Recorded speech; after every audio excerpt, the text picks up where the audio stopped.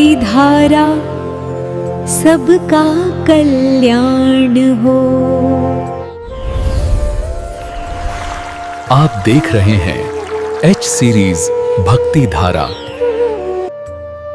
श्री राम श्रोताओं, आज आपको मैं गरुड़ पुराण के अंतर्गत नाम संकीर्तन की महिमा की कथा सुना रहा हूँ। तो सुनिए। श्री सूत जी ने कहा, मुक्ति के कारणभूत अनादि अनंत अज नित्य अव्यय एवं अक्षय भगवान विष्णु को जो मनुष्य नमन करता है वह समस्त संसार के लिए नमस्कार के योग्य हो जाता है। मैं आनंद स्वरूप अद्वैत विज्ञानमय सर्वव्यापक एवं सभी के हृदय में निवास करने वाले भगवान विष्णु को भक्ति भाव से भरे हुए एकाग्र मन से सदा प्रणाम करता हूँ, जो ईश्वर अंतःकरण में विराजमान रहकर सभी के शुभ कर्मों को देखते हैं। उन सर्व साक्षी परमेश्वर विष्णु को मेरा नमन। शरीर में शक्ति रहते हुए जो मनुष्य भगवान चक्रपाणी विष्णु को प्रणाम नहीं करता, उससे इस संसार के अति तुच्छ तरण भी उद्गिनीत रहते हैं। जल से परिपूर्ण नूतन श्यामल मेघों जैसी सुंदर कांति वाले लोकनाथ परम पुरुष तथा अपर में भगवान कृष्ण को भाव विभोर होकर दृढ़ भक्ति के साथ मात्र एक बार किया गया प्रणाम सुरपच्च चांडाल को भी तत्काल उत्तम गति देने में सक्षम है। जो व्यक्ति पृथ्वी पर दंडवत प्रणाम करते हुए भगवान हरि की पूजा करता है, उसको वह गति प्राप्त होती है जो सैकड़ों यज्ञों का अनुष्ठान करने से भी संभव नहीं है। जंगल एवं समुद्र की भांति दुर्गम संसार में दौड़ते हुए पुरुष को कर्षण के लिए उनके द्वारा किया गया एक ही प्रणाम उन्हें मुक्ति प्रदान करके तार उतार देता है।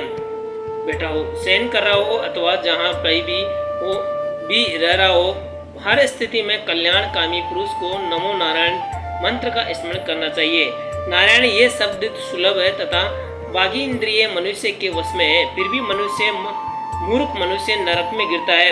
इससे बढ़कर आश्चर्य क्या होगा यदि कोई 4 मुखों से युक्त हो जाए अथवा उसके करोड़ों मुख हो जाए, चाहे कोई विशुद्ध चित्त वाला मनुष्य हो, फिर भी वह देव श्रेष्ठ भगवान विष्णु के गुणों से संबंधित 10,000वें भाग का वाणी भी वर्णन कर सकता है। मधुसूदन श्री विष्णु की स्तुति करने वाले व्यास आदि मुनि अपनी बुद्धि की क्षीणता के कारण श्री विष्णु के गुण वर्णन से विरक्त होते हैं, न कि श्री विष्णु के गुणों की यातों के कारण।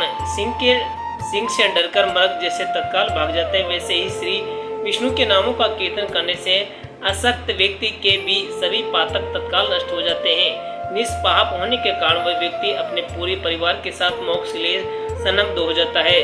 सोपन में भी भगवान नारायण का नाम लेने वाला मनुष्य अपनी अक्षय पाप राशि को विनष्ट कर देता है। यदि कोई मनुष्य प्रबोध दशा में पर विष्णु का नाम लेता है तो भी फिर भी उसके विषय में कहना ही क्या। हे कृष्ण, हे अच्युत, हे अनंत, हे वासुदेव, आपको नमस्कार। ऐसा कहकर जो व्यक्ति भाव से श्री विष्णु को प्रणाम करते हैं वे यमपुर में नहीं जाते। अग्नि के प्रज्वलित होने पर अथवा सूर्य के उदित होने जाने जैसे अंधकार विनष्ट हो जाते हैं, वैसे ही हरि नाम संकीर्तन करने से प्राणियों के पाप समूह का विनाश हो जाता है। नाम संकीर्तन से जिस नित्य सर्वोत्तम अक्षय सुख का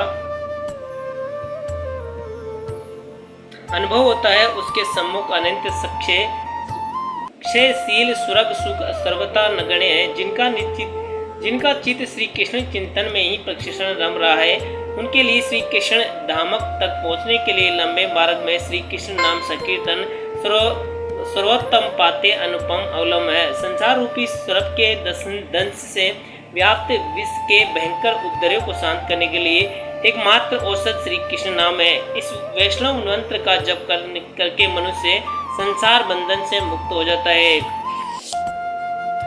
कर्त युग में भगवान हरि का ध्यान करते हुए, त्रेता युग में इन्हीं भगवान हरि के मंत्रों का जप करते हुए, द्वापर में इन्हीं की पूजा करते हुए जो फल प्राणियों को प्राप्त होता है, वही फल कलयुग में मनुष्य उन्हीं भगवान केशव के स्मरण मात्र से प्राप्त कर लेता है। जिस व्यक्ति की जीभिया के अग्रभाग में हरि ये 2 अक्षर विद्यमान होते हैं, वह इस संसार सागर को पार कर विष्णु पद को प्राप्त करने में सफल हो जाता है।